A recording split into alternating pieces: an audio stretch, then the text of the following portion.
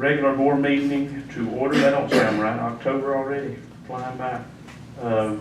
Mr. Smith, would you lead our invocation, please? Hello.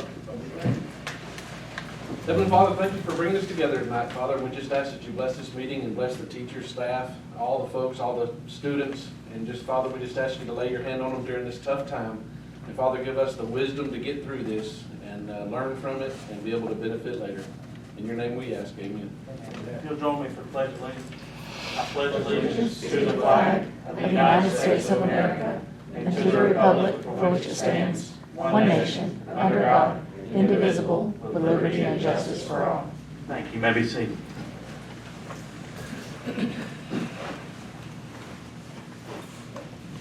First item on the for business tonight is approval of agenda.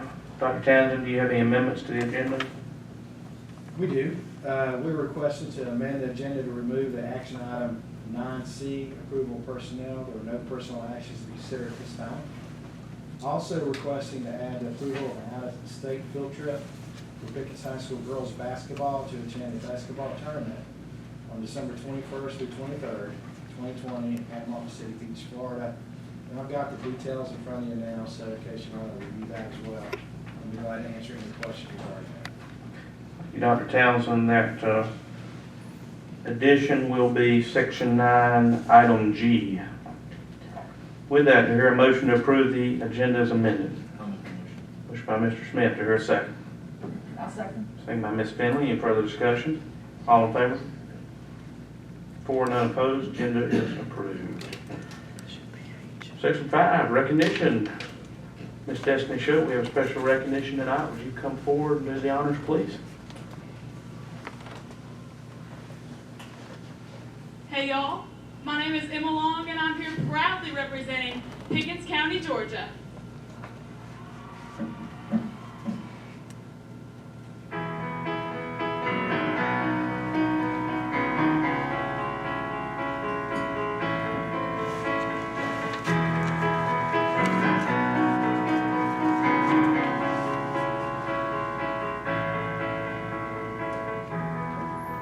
Just a small town girl, living in a lonely world. Good evening. It is my pleasure to introduce to you Miss Emma Long, a senior at Pickens High School and the daughter of Greg and Ann Long. Tonight we are honoring her as Georgia's FFA state president. Some of her greatest achievements that we've recognized previously include a national award for job interviewing skills, displaying her vocal talents in front of state dignitaries, and winning the National FFA Convention Talent Contest. Emma's interest in FFA began when Mr. Todd Dobson invited her to participate as part of the livestock judging team as a 6th grader at JMS. She had already been showing market lambs and breeding ewes since 3rd grade. It was in middle school, however, that Emma realized FFA was much more than animals, and the variety of things to do was limitless.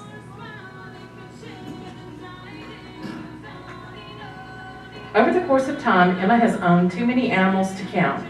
She currently has about 20 head of sheep on her small operation and has had about 7 show pigs over the course of her high school career. She loves both species and believes in everything the livestock program teaches our youth. FFA has provided Emma with countless experiences which have impacted her life and her goals as she plans for the future. Emma's career goal is to be an ag teacher. She has begun applying for college scholarships, and as the Georgia FFA state president, has already learned super valuable lessons about working with others. The things she has learned thus far into her term as state president have already allowed her to be more comfortable in her own skin and also effectively communicate with students and adults alike. FFA has also provided her the opportunity to make amazing connections, from Brian Toller, a lobbyist for private ag companies and farmers who works in the Capitol every day, all the way to Governor Brian Kemp and his wife Marty. And while these connections and many more in the industry are great, Emma says that one of her most treasured connections includes her 7 new best friends on the state officer team. The FFA organization benefits young people in many different ways. For Emma, it pushed her out of her comfort zone. Emily Leonard, past South Region State Vice President, shared in her retiring address There is no growth in a comfort zone and no comfort in a growth zone. Emma believes that is why FFA is so important. It gives students from every walk of life the opportunity to learn and grow. Georgia was just recently fully affiliated and is one of the top 5 states in the nation with an active FFA organization. Emma says that FFA is a home to every student that walks through the doors of an ag classroom. That home aspect is why FFA is so beneficial to students, because even when you graduate, you are still part of the FFA family. I have been fortunate enough to watch this outstanding young lady grow up since she entered Tate Elementary School as a kindergartner. One of my favorite memories is watching a confident little girl walk on stage and belt out The Climb by Miley Cyrus during Mrs. Hazel's talent showcase as students waited to go to class in the mornings, or seeing her work alongside her parents to make sure her animals were ready to show in pairing. Emma has a work ethic like no other young person I know. Emma, you may be a small town girl from Pickens County, but you are full of big dreams, motivation, and drive. And always know that no matter where life takes you, we will always be proud to call you our hometown girl.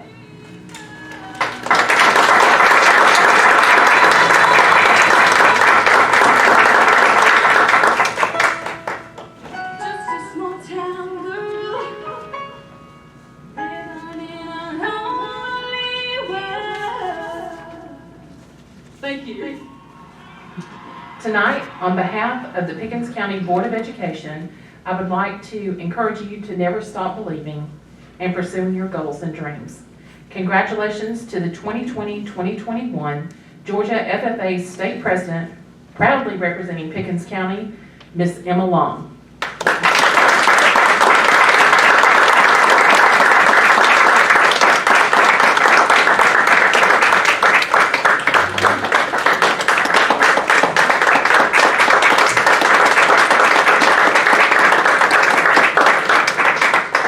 Mr. Tim Basin, who is our CTAE director, if you will come up with Emma, along with her mom, Ann, for a photo. That's Todd. That's okay. I don't think so. I'm going to say something too. You can go ahead. Go ahead. Okay. Well, I guess that the biggest thing I'd like to say is thank you all so much for this tonight. I definitely was not expecting my song to be played when I came in, so that was a surprise for sure. But I'm just so excited for this year, and I've made 7 new best friends this year already, and they are fantastic to work with. And even though our year definitely looks a lot different than what it normally would, we are taking it the best way we can, and we are making the most out of it, because it is our year, and at the end of the day, I wouldn't want it any other way. So I'm just super excited for the opportunity, and thank you guys so much.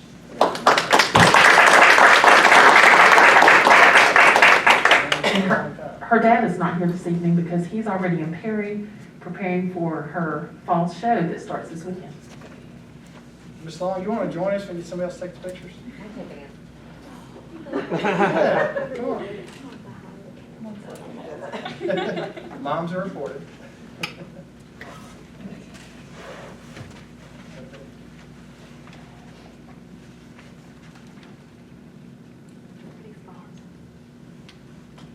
One without a mask? Yeah. Can they take one without the I mask? think it's okay. Less than 15 minutes, right?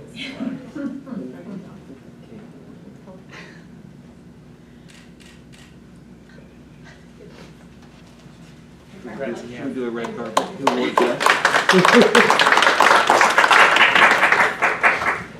Now, Phil, I'm glad you have to follow that. Congratulations, Ms. Long. Thank you for being here. Good luck this weekend. If your track record holds up, you'll probably be being recognized by us in a few months again, probably. So, congratulations. Next section, section 6, board vacancy process. Mr. Landrum, you want to give us a little overview and update on that, please? Thank you, Mr. Chairman. As we talked in the last meeting, the local act provides for the 4 of you to appoint the replacement for Ms. Youngblood. At that meeting, y'all set a deadline that expired last week. The applicants were in. There were three people that applied for the position. One was found not to be in district, so there are 2 for your consideration. It would be appropriate at some point in the meeting for you to entertain an order to fill that vacancy. very much, Mr. Landon.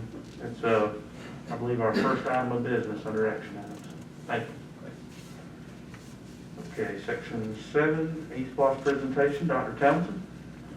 Yes, sir. We're going to pull up a PowerPoint real quick. We just want to kind of get the information out, what the East Block is. As you know, we're not going to either promote it, say yes or whether to vote yes for it, or can't say don't vote, vote for it, of course. But we do want to kind of let everybody know kind of what we've done in the past, what we plan on in the future. And then if they have any questions, please contact us. We are speaking to groups around the county regarding that as well. So we are excited about the East Block referendum coming up November 3rd, unless you early vote. Okay, the first part, basically, I'm not going to read bullet for bullet for you. It talks about this is not a new tax. It is a continuation of the 1 cent sales tax that we've done. It's a continuation. It helps us with the bottom line at times when you buy things such as buses, one-to-one technology, which we have. Last year we had from 2nd grade through 12th grade. Now it's K-12. So we're excited about how that East Block monies helps us not spend the general fund monies. And so that helps at the end of the day with the bottom line. And as you know, this year we lowered the millage rate again to 14.83. So we're excited about that. Those kind of things that we want to make sure people understand. There are certain things that we need in this East Block. If the community votes for it, we'll talk about that as well. You'll see first, some of the projects were made. You see the kids in action. They're actually using the auditorium now. If you have not been in there, you need to do it. As soon as we can hold an open house, we definitely want you guys and the rest of the community at that open house to really show off the renovations at Pickens Junior High School. We're definitely proud of that. You see the media center in use. We're excited about it. You notice kids are reading. Of course, they read on their Chromebooks and their phones, especially their phones. But they're actually reading books too. So I think we're all excited about, and Sue, I know most of us like to read books. I know you were reading a book for the meeting. So I think a lot of you out there like to read books as well, and we still want to encourage that, our kids, our students, to read books. And this media center, this library is really nice for everybody to look at and really use. Our kids get to use it. Just more pictures of the hallways, how it turned out. You see the wider hallways, the nice renovations. One of the things you want to do with when you renovate a building too, you don't need to build a new school just to build a new school. Just have something shiny and new. If you can renovate something and make it last another 15, 20 years, and that's what you can do. It's a better way to spend the money, the taxpayers' money. So that's one of the things. Planning that went into PJ, really, everybody did a good job preparing for it, and the outcomes were nice as well. You see the products we've had at the high school. You see the first picture shows where the STEM center is now. We have engineering out there. You have broadcast video and sports medicine. So you have Coach Rasco and Ms. Quarles out there teaching. We serve a lot of students out there. Engineering is one of those things we're thinking about expanding. We really want the community input. We're thinking about, you'll hear about in a few minutes, about the College Career Academy concept we're doing, a school within a school model. And do our kids need that next level of engineering, such as mechatronics or industrial systems, to where we can get a kid to be in that, live in Jasper, and then be able to work within 45 miles, that he was trained in Jasper and able to raise a family in Jasper and not have to move away to raise a family to make a living. So that's one of the things we're looking at, really pooling our resources, working with partners, using East Block, working with our current budget, and using that $3 million grant we'll talk about in a few minutes for continuing the progress we're making now. You'll see other pictures too up there. The football field's nice. It's a multi-use facility. Other organizations besides just the high school used it. The junior high has used it. The recreation leagues have used it. So we're proud of that. The one in the middle on the right-hand side, you'll see it looks like just a hitting facility for softball and baseball. That's great. We're gender equity. It's supported. Guys and girls practicing in there. That's really nice. But when the pandemic hit, band couldn't play their instruments inside. We didn't have those socks or those coverings at this time to allow band to really practice indoors with those wind instruments.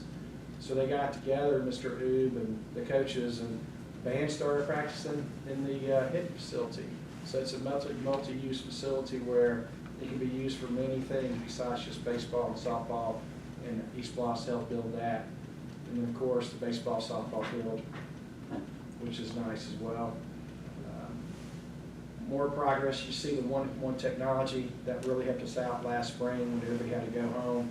And again, we've expanded that K2 now, K-12. You see the buses there, and you see the cute kid on the bus as well. Get them on that. We have safe buses. We update them. We keep them fresh. We have air conditioning in them as well.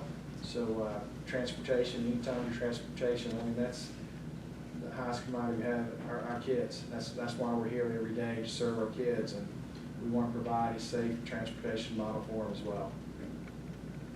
Looking ahead, we've got some plans, of course, with the new ag facility. Emma, unfortunately, you won't be able to see that as a student, but hopefully later on, as a community member, you will, if this East Bluffs passes. That'll be a nice ag center we built at the high school. We're looking at doing a smaller version at the junior high as well, with the competition still happening at the high school. We want to renovate the schools, all the schools, the elementary schools, middle school, junior high, high school, need updating, they need renovating, LED lights, new flooring, HVAC systems. So there's quite a few things we need to do. Of course, continue with the bus upgrades every year, order new buses. We order 6 a year to keep a nice, strong, and safe fleet. The one-to-one technology, all that's important, and you see the other things as well. That's why we're asking for this East Bluffs. That's why board members, you chose to ask the public to support us and do that. So again, we're not telling you to vote for it. We're just telling you what we've done well in the past. We've had some good people here who really monitored and really watched what we've done with the East Bluffs and kept track of it. And that's what's important. Keep us accountable how we spend the money. That's really important. We can do that in the future as well. Of course, you see a lot of kid picks using some of our facilities. You see the bottom left with the electricians there. Those kids are learning in an ag environment about wiring. They can wire, so they can wire a house. That's important.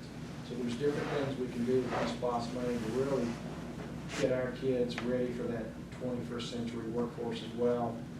You see music going on, all sorts of activities. The little ones can benefit from it as well. You see more pictures there, of course. Really proud of our students, proud of our athletes, proud of our band members, proud of our elementary students. We want to support them, of course, if you so choose to do that. With the East Bluffs, have any questions, please reach out to me, reach out to Tony. Tony's been here for a long time community members such as Destiny as well. They understand what we've done in the past. I've read about it, they've lived through it and planned well. Please ask all of us, Stacy, anybody else, if you have any questions, let us know. If you want us to speak to a group or anybody else, or board members, if you'd like any of us to reach anybody else, let us know, and either all three of us or one or two of us will go out there and speak to anybody about the East Bluffs. Again, we won't tell them which way to vote. We can't do that. But we just want to tell them the facts and answer any questions that we can so they can make a decision on November 3rd or during early voting. Do y'all have any questions? And this is something we've already showed to the Rotary Club. The Chamber has supported the East Bluffs as well, they said. The Rotary said they were supporting it as well, endorsing it. And so just let us know. And we're going out next Tuesday night to the Republican group. I believe Tony and Destiny will be speaking to them Tuesday night, and the Optimist Club as well next week. So if y'all have any questions for either me or the rest of the staff regarding the upcoming East Bluffs or presentations, you'll see the brochures as well. Y'all have those. If anybody needs extra ones, if anybody wants these, just let us know. And just appreciate your support. And Chairman, that's it. Thank you, Dr. Townsend. Good update. East Bluffs money. East Bluffs has been a great asset to our school district, so we appreciate that. That'll bring us down to your reports, Dr. Townsend. Yes, sir. I want to start off with the Growing Readers presentation. Nita, I'm going to turn it over to you.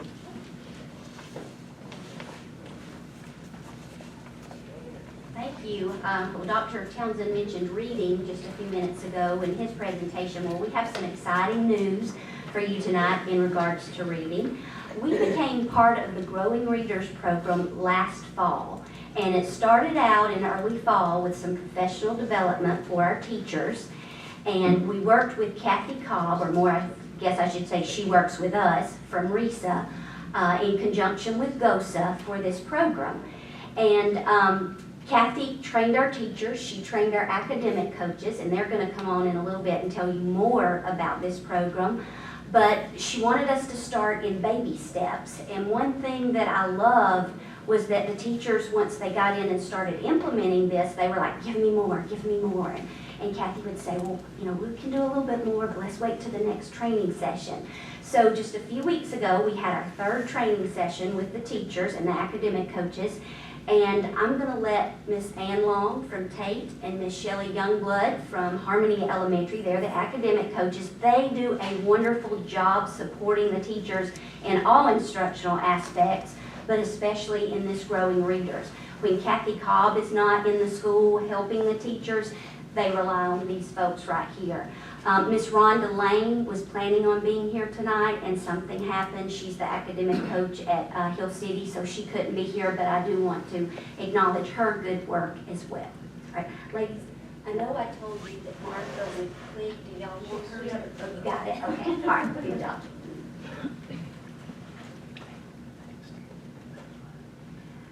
So the goal of Growing Readers is to increase the number of students reading on grade level by the end of third grade. The initiative is to provide high-quality professional learning for teachers in grades K through 3. And the professional development has been phenomenal. As academic coaches, we get to be a part of it. Our teachers get to be a part of it. RISA comes in after we have the training and supports us in the classroom. They model, they watch the teachers and provide coaching, and also coach us how to coach them. Based on our 2019 Pickens County milestones data, we had 54% of our fourth graders who left elementary school and were not reading at proficient levels. So for this reason, we wanted to take advantage of this grant. In the elementary classrooms, if you visit any of our schools, you're going to find during the ELA block, students engaged in independent reading. Those students are going to be reading a book that is a just right fit for them. It'll be on their level.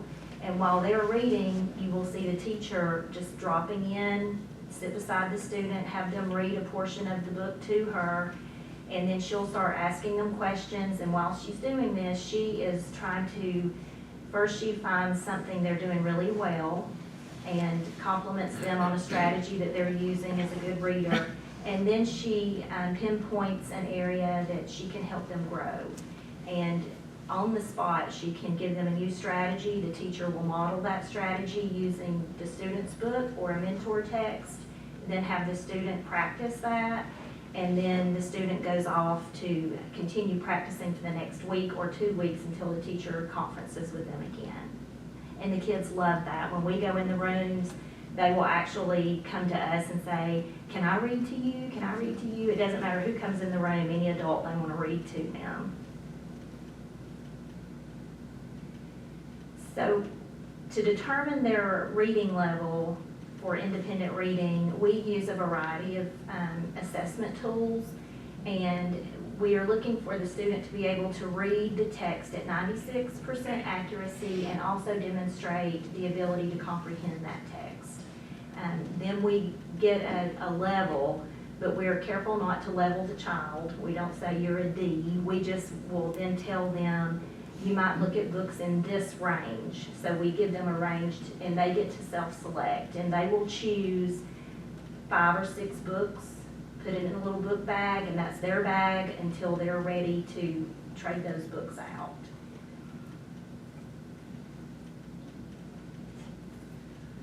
I think it's important to understand also that with Growing Readers, this is the most the most fundamental way to differentiate that we have, because we are literally differentiating for every single student based on their individual needs. So, you know, we are pinpointing little Sally over here, and what she needs is completely different from this child over here, and we're able to meet their needs right where they are.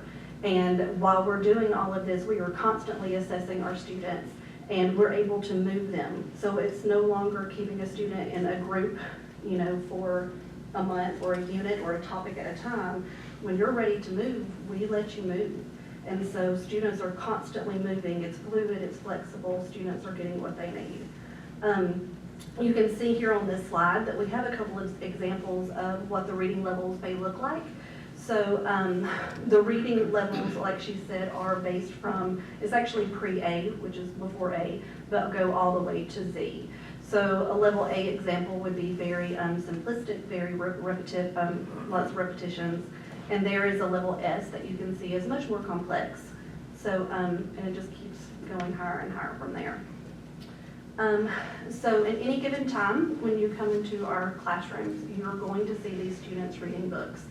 You will be amazed if you ever come to our kindergarten classrooms and you walk in and it's completely silent and little children are just scattered all over the room just reading their books or looking at their, you know, their alphabet or their code words or whatever, but they are truly enjoying themselves being able to sit down and have time to read. It's no longer you have to read, it's more you get to read. And I think that they find joy in that, in the ability to be able to have that choice and to be able to read for enjoyment and not just because you have to because of school. So in kindergarten, we start off trying on the low end because we do have to work up their stamina to be able to read for a long, you know, for a period of time. So in kindergarten, we start off the year expecting to have them reading for 7 minutes at a time that's uninterrupted. And by the end of kindergarten, they're reading for a full 20-minute stretch at a time. And like I said, it's unbelievable until you actually come and see it for yourself, you know, 5-year-olds that can sit down and read for that period of time. So you can see the ranges that go through there. And by 3rd and 4th grade, we have students who are enjoying reading for up to 45-minute stretches at a time in the classroom. And it's not just, it is no longer, because I know back in the day, we used to have something called dear time where the teacher would actually read during that time as well. So the students are reading, the teachers are reading.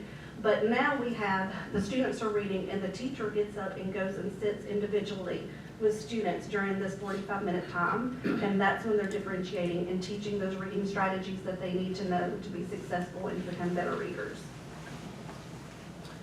So how many books do the students read? And mentioned that our students have book bags and they keep their choice books in those book bags, and then after they've read those books they get to go shop for more books, and it's just a continuous process.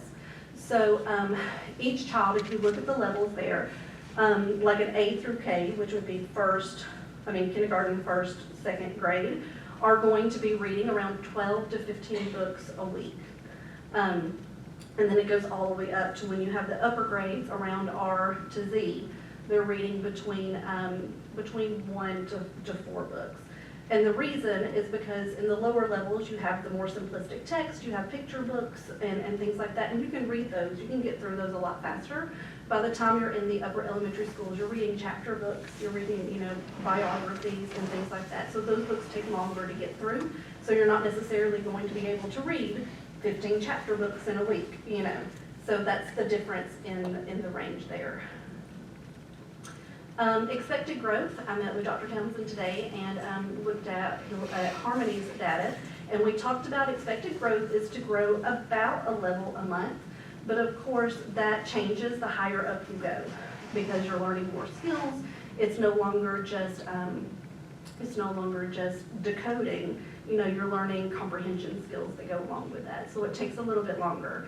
And I think it's also important to understand that when we're talking about months, we're not talking about a true month, because December and November are cut short for us. So you're not expected to grow, you know, from an A to a B in November. It would actually take a November and December before you grew that extra. So we're looking more at weeks instead of months. So to end up, we are just looking at some pictures of Growing Readers in Action, and some quotes that we have. So, and this is real life. Last year, we had some third graders who wanted to skip recess. They just begged, please, let us just stay in and just read. And the teachers are excited. You know, their kids are coming to them begging to read. Again, it is not all about, you know, you have to read this book. It's about you get to. And so in the upper left-hand corner, you see that every classroom has a classroom library that has books ranging from A to Z. And with the professional development, we also received books that came with that.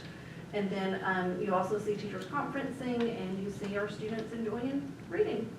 And that is all.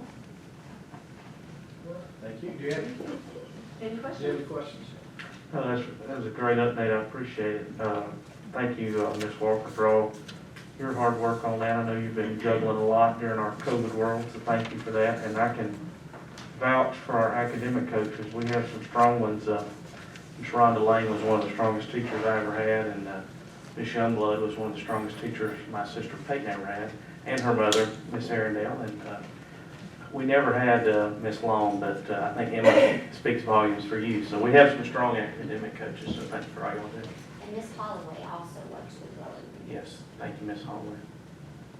Yeah, Chair, I agree. We've got some outstanding academic coaches, and this really helps the road we want to make. They're going to help us get there. So we appreciate you guys, and thank you. Next, we have a financial update from our CFO, Amy Straight.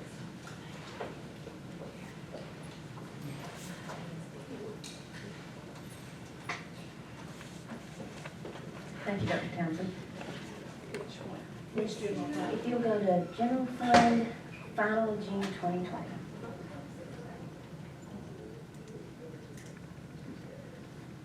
Just wanted to bring our final FY20 numbers to you as promised last night. Our general fund revenue collection through the end of the fiscal year was 100.3%, and our expenditures were 96.67%. That's a great place to be. We underspent our budget. We are actually able to carry over into FY21 about $1.5 million. As you know, we had about a $2 million deficit that we were going to dig into our fund balance. Well, here's $1.5 million to help cover that, so we'll just roll it directly into FY21. The second piece that really helped us is that tax digest, the growth in the digest. That produced another $600,000. So together, we have covered the predicted shortfall that we would have. So we're in an excellent place. I'm really pleased with how the year ended. Do y'all have any questions about FY20? You should have received your audit report for FY19. I'm playing in 3 years right now. We actually have FY20's audit that started this week too. We just got 19 closed, but did everyone receive your FY19 report? Okay. But we have started the federal portion. It's a compliance portion. They have picked Title I and special education. So we are gathering lots of information for them and have that actively running already. Our FY21 general fund revenue collection through the end of September is 5.96%, and expenditures are 15.58% of the approved budget. And if you will go to the SPLOST report. The SPLOST revenue for September was, hold on to your hats, $800,136.64. That is the highest collection we have ever had in Pickens County. Checked with a few other North Georgia counties. They had a similar, we had one county over $1 million. I think Dobson was over $1 million. Gilmer was over $900,000. None of us know why, but spend local, keep doing what you're doing, because we really appreciate that, and it will help with the future SPLOST plans that we have. The interest earned for the month was $1,720.47. Expenditures totaled $794,734.50. And our month-end SPLOST balance was $5,740,137.35. That brings our 12-month average to $506,196.14. So that is continuing to on an upswing. If I can find out from the Department of Revenue where that golden egg came from, I will let you know, because I'd like to keep doing whatever it was. But several counties, we've talked to several counties in North Georgia, and we all did receive that golden egg this month. So we don't know if it was backlogged from COVID collections possibly, but you know, the past 3, 4, 5 months, we have had increased collections. So we'll keep putting that money in the bank and doing good things with it. As always, I'm going to report we have no debt. This is the end of the quarter, and so we did include the school activities accounts report. It is a review of the first quarter of this fiscal year for the school activity accounts at each school. It shows their beginning balance for the year, their receipts so far, and disbursements so far, and that actually is through September 30th and what their current balance is. The blank 3 you see will be the next 3 quarters for the year. Do y'all have any questions? Okay, that's all I have, Dr. Townsend. Thank you, Andy. Okay, next we have our COO, Mr. Stacy Gilead.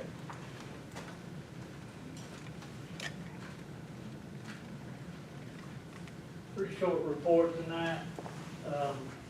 Got a lot of things going on in the schools with our maintenance staff and all. They're doing a good job. We hired a new HVAC tech y'all approved a couple of weeks ago. He started and doing a great job. Got a great personality, seems to fit in well. Brings a wealth of knowledge and experience from hospitals to school systems. So he's a great benefit. Have a new plumber that y'all approved Thursday night that will start Monday. Got a great wealth of knowledge too. Excited to have him on board, get him in here and get him working.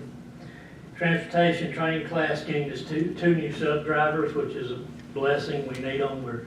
It's that time of year we're getting a lot of absentees, and it's really stressing us out there right now. But we're working, trying to get a few more people in. We have actually started our skills assessment with all the drivers, and they should be completed by the end of October. And what that is, we bring everybody in one at a time, and they have to answer some questions and tests and show us how to inspect the bus and all, just to make sure they're still up to snuff and doing their job right, because, you know, they have to inspect their bus every morning before they crawl on it, every evening before they crawl on it. So it's important that we do these things. Food service, Beth brought us a little news this week. We're at the end of October 31st, I think, we have to do our final count on FTE and free and reduce and all that. Well, free and reduce is lacking now. We're way behind. We're about double what we normally are right now behind. We usually have 200 or 300 or a couple of hundred behind. We're over 400 behind, not turning in their forms. This comes from the COVID, I'm sure. Kids at home doing virtual, that's a big part of it. The government is now feeding them free, so they feel like they don't have to fill that form out. But when that ends, they're going to be full pay if they don't fill these forms out. So we're working really hard to contact these kids. Beth's calling them now. We're going to give her some additional staff to make these calls and beg these people to fill them out. It's just a piece of paper. If they fill it out and get it back in, and they actually come back into school, then they'll have their free or reduced meal prices. So, you know, it's a benefit, and we got to get this out to people that we're not trying to be mean to them or anything like that. It's just a form we need filled out to. It's a lot of money for the school system too. It really is through food service. And we don't pay her, we don't give her any money out of the general fund budget. But this is a way that we may have to if we don't get all this stuff in here. So we've got to work toward that. Anything else? All good? All right, thank you. Okay, next, just an announcement that we were notified last week that we're receiving the $10,000 innovation grant from College System of Georgia, PCSG. Basically, that's going to help us get the community engaged, get a facilitator here at Pickens County to help us write that $3 million grant. We'll be applying for it next year, whether it's through the state legislator or whether it's through TCSG. They haven't decided what process the grant's going to look like, the grant process looks like next year. But we have to do a lot of legwork before that process even begins. We have to get community input, stakeholders input here, teachers, admin, board members, strong partners, and really find out where we want to go with that school, with the school model, and then go for the grant grant, so I'm excited to let you know that we did receive that innovation grant. And be glad to entertain any questions regarding that. We are going to Morgan County in November. It's that first Thursday, I believe it's November 5th. To check out their college and career academy. They have a single high school, a few less students than we have in Pickens County, but they have a college and career academy school with a school model, and they do a good job. So if any of you would like to go see that in action, let us know. We can arrange that as well.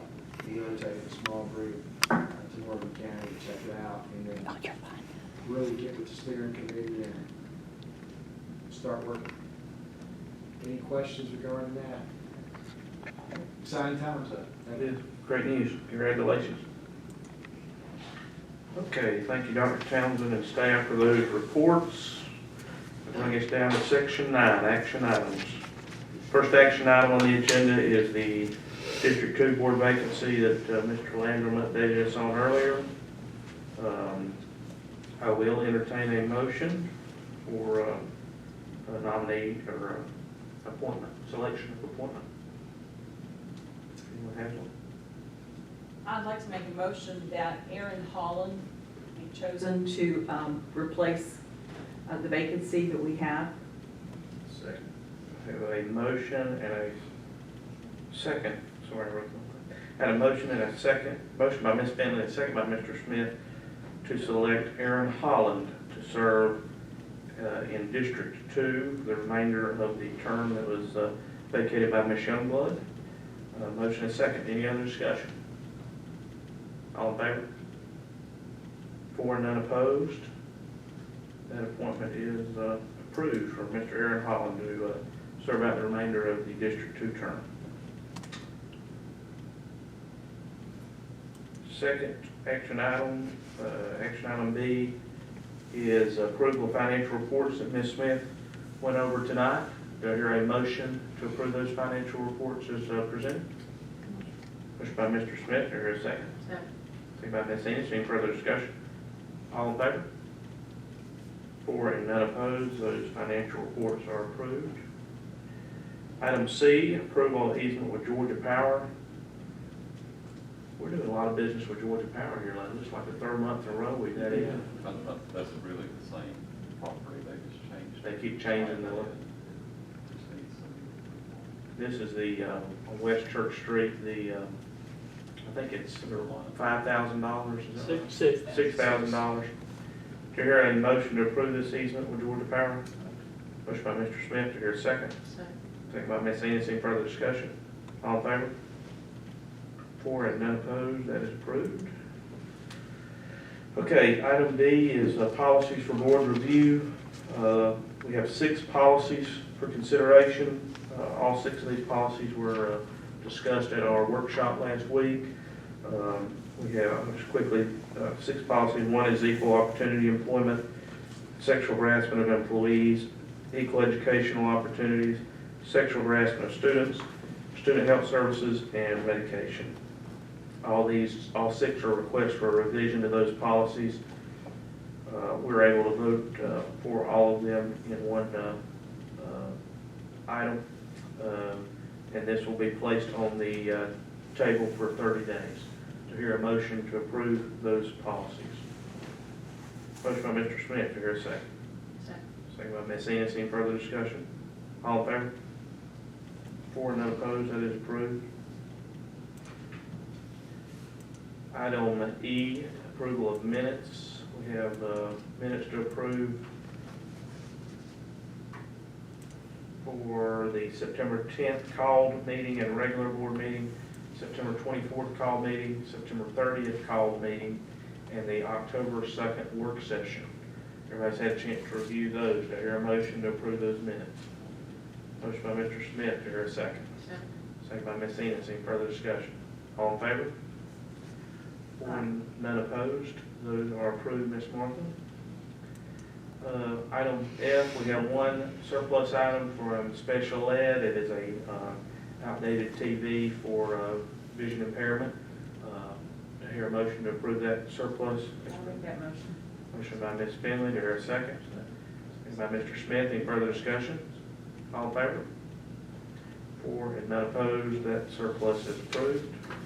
And the additional action item, item G, approval of a PHS girls basketball out-of-state field trip. This is for December.